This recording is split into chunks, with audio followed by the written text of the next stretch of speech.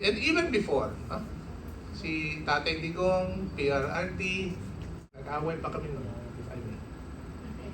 Kasi when he asked me to meet, I like to take a side trip with Digong. Sabi ko, Sir, Mayor, huwag na. Tawagan mo na lang akong bay. Hindi, sabi ko, I cannot do that. But, you know, he was mayor. I keep on saying, sir, ayaw niya. And kami lang dalawa. Actually, tatlo. Si Senator Bongo. Ayaw niya. Bay lang.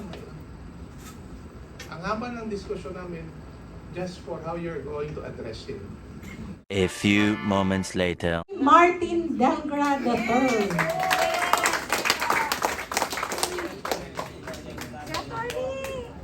Hello, attorney. Ano na natin si Tore? Sir, kamukha niya si Tony.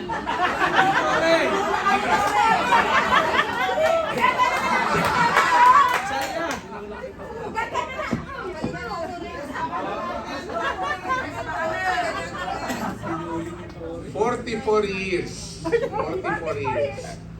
Matagal na ba yan? O bata pa? Bata pa. Ang pagkalam ko, bata pa. We're already in our 60s, so we know that 44 years is still such a young age. Mas okay kayo na ito, But sir. for a political party, still such a young age. Especially if such a political party is solidly grounded on principles that advances and protects people's interest.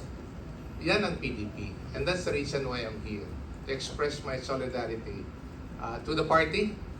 And I would like to take a step back insofar as looking at PDP as a political party. I am not a political animal. I am just a political observer on the side, especially during elections. But when I would look at political parties, especially during elections, karamihan ng mga political parties, they come and go. It's very fleeting. Pagkatapos ng election, mawawala na yung partido. Or kung hindi man mawawala, hihina at wala na masyadong ginagawa. Kasi ando na, naluklok na yung mga kandidato na gusto nilang ilagay. And I think that should not be the case. Because when a political party is not solidly grounded, ang nangyayari, ang nauuna yung kandidato. Ang partido ang tumutulak sa likod.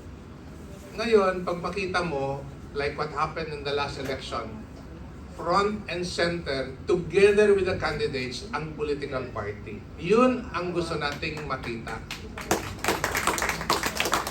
It has happened and let's continue to do it that way, if I may suggest it. Kasi front and center, ang nagdadala po sa kandidato ay yung partido.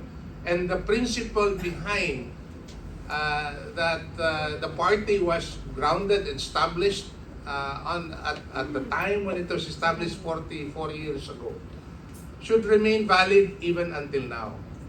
Why is that? Because if I may recall, yung PDP po was established at the time of upheaval, at the time of social and political unrest. Sa panahon ng ama ng ating Pangulo, sa panahon ng martial law.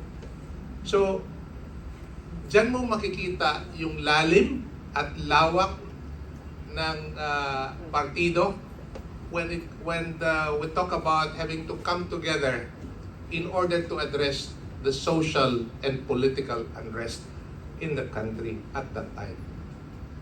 44 years later, we are in the same mess. And we need to protect, we need to address, and we need to solidify. Let's make it 1 million in a week, in a month, 2 million. Yes. No? Yes. Because, again, I like to look at PDP in another perspective. PDP kasi, it's not like some other political party where the politicians or the political party leaders are up there looking down and trying to dissect what the people down there needs so that they'll be able to get their votes. Ang PDP po is very much grounded on the ground. Kinakausap mo yung tao, no? At dinadala mo yung tao, nakikipagkain ka sa tao, no?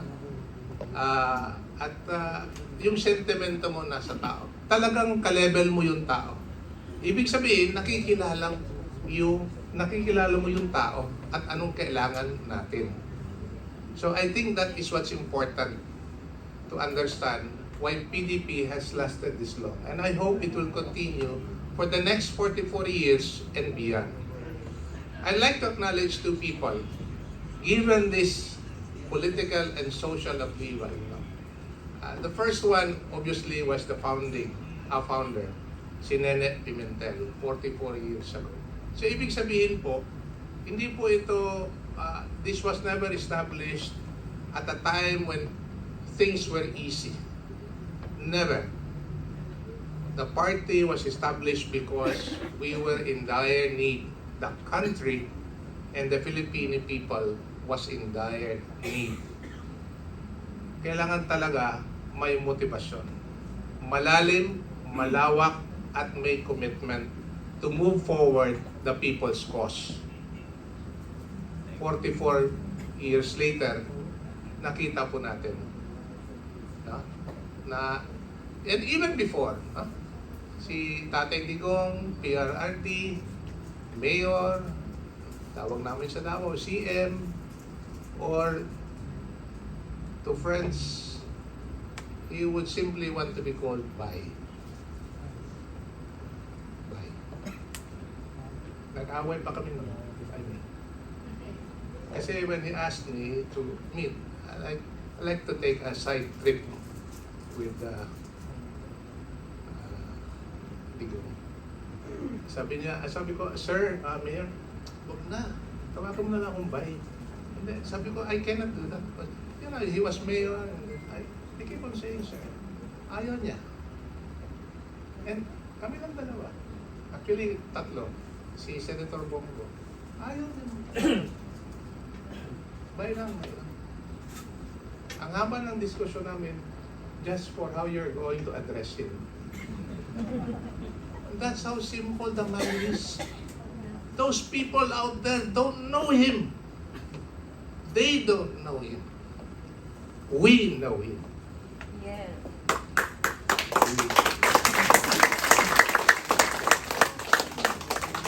Yun ang sinasabi ko.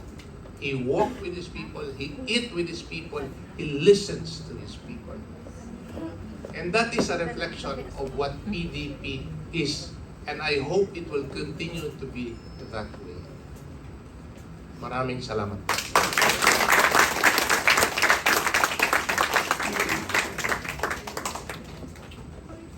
Nakakaantig talaga ng puso, di ba? Yung makilala natin si Tatay Digong from the very mouth and the heart of those people who he worked with. And syempre, yung humility ni Tatay Digong, yun din yung bitbit natin. At humility ni Tatay Nene, yun din ang bitbit natin dito sa ating partido. And sabi ni Attorney Delgra, ni Ka Martin, those people do not know him. Yan, sa kakaasar nyo ng dutae at dutae, hindi na makatae yung nang-aasar. Oh, sa kakaasar nyo na payak na siya doon, ayan, lahat kayo pumayat. Sabi nila, dadalhin na daw, karton kayo ng karton dyan. Dadalhin yan dito sa Pilipinas na nakakarton. Sinong unang nakarton? Yung isang judge ng ICC na si Georgios Pikis. Nakarton na. O, sige. Pang-asar pa kayo kasi ang langit hindi natutulog. Sabi nga ni Inday Sara, VP Inday Sara, ang gaba, dili magsaba.